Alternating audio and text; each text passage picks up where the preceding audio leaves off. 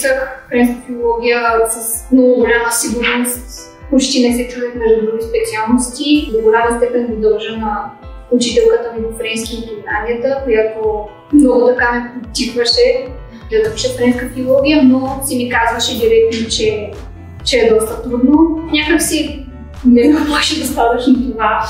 И сега на финалната права бих казала, че е права, че на моменти е трудно, но е също така много обогатяващо.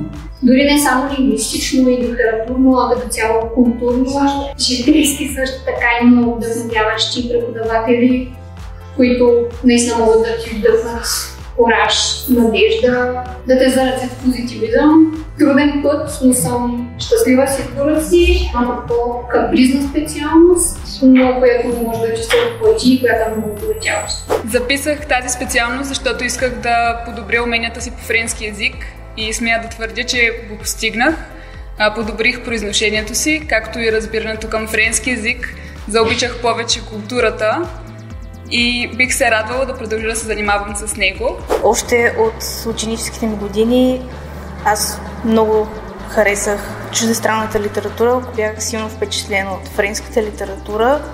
Автори като Мопасан, Балзак и Дюма, естествено.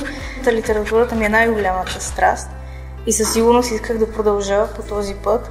А и освен това, да знаеш чужд език като френски е едно изключително богатство. Научих доста, издигна се доста като личност, като човек. Получих от всичко по много и самата специалност ми даде някакво вдъхновение да продължа.